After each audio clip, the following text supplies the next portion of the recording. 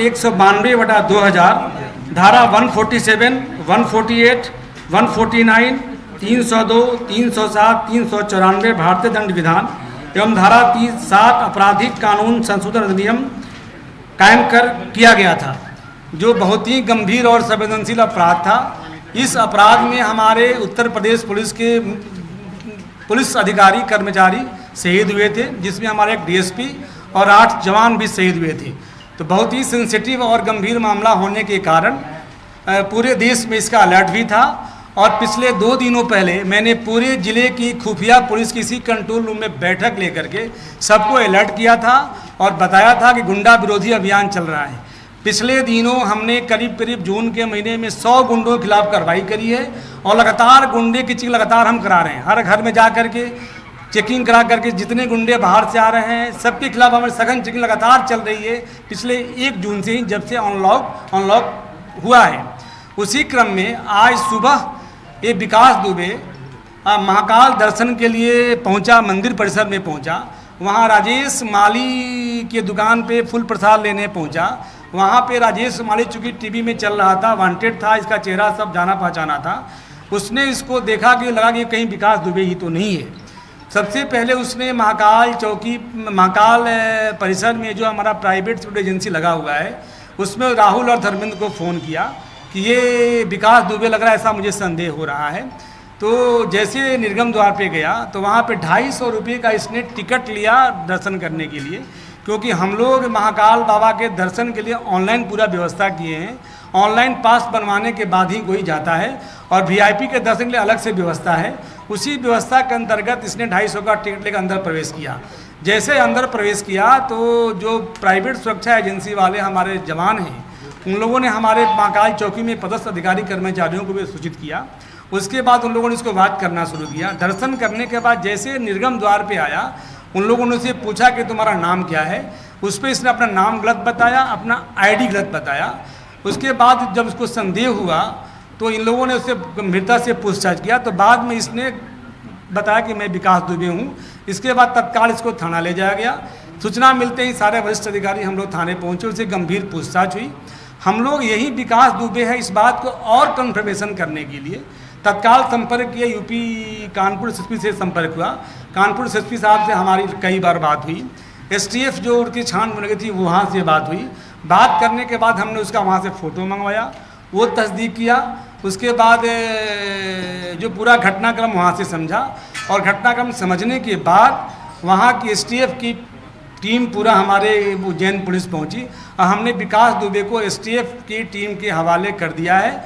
और एसटीएफ की पूरी टीम हमारे उज्जैन मध्य प्रदेश पुलिस की पूरे गार्ड के साथ उसको लेकर के यूपी रवाना हो गई है। ट्रांजिट रिमांड नहीं लेने के पीछे कोई खास कारण, कोई दबाव आपके ऊपर? नहीं, कोई दबाव नहीं। देखिए इतना विभत्स कानूनी प्रक्रिया, इतना विभत्स घटना था कि इसको सही ढंग से पुख्ता इन्वेस्टिगेशन के लिए उसको हमने पहले हिरासत में रखा।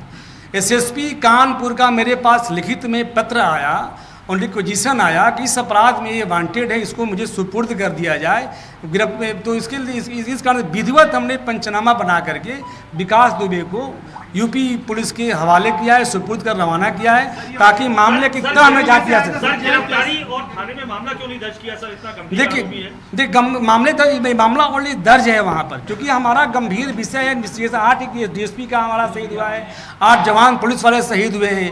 तो कहीं भी कोई टेक्निकल दिक्कत न जाए, कोर्ट में दिक्कत, इसलिए हम लोगों ने बहुत ध्यान रख करके एक गंभीर विषय पे हम लोग उसको रवाना किया है। चाकू लेकर के अंदर गया, दर्शन किए, उसने उसके पास से चाकू बरामद हुआ नहीं पूछताछ के दौरान। देखिए और जो आगे की मामला दर्ज क्यों नहीं किया? आगे की सारी बात को हम लोग पुख्ता तस्दीक कर रहे हैं। यूपी पुलिस से हमारा लगातार संपर्क जारी है।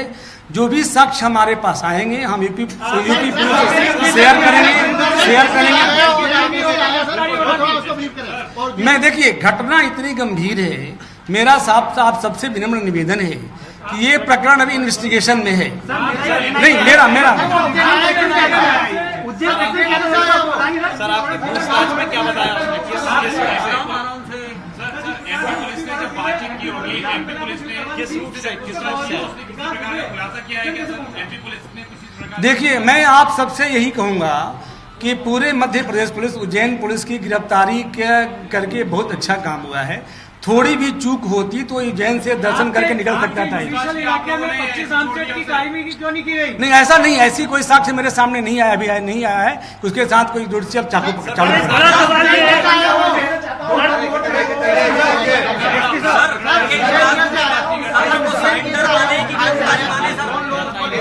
मैं आपसे बार बार कह रहा हूँ कि उज्जैन पुलिस का बहुत स्पष्ट और पारदर्शी कार्रवाई है।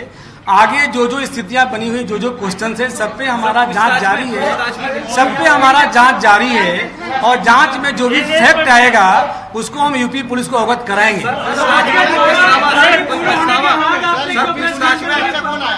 एक बड़ा सवाल है, बड़ा सवाल ये है कि आया कब वो? क्या कल रात को वो यहाँ पर रुका? अगर रुका तो उसको किसने रुकाया? चूंकि ये अंडर इन्वेस्टिगेशन है और हमको सारा तथ्य, सारे साक्ष्य यूपी पुलिस से शेयर करने हैं, उनको हमें बताना है और कोर्ट में पुख्ता चालान पेश करना है, पुख्ता कार्रवाई करना है।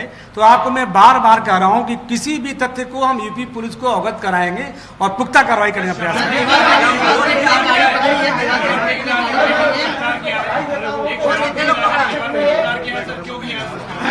चलिए, सबको बहुत बहुत धन्यवाद और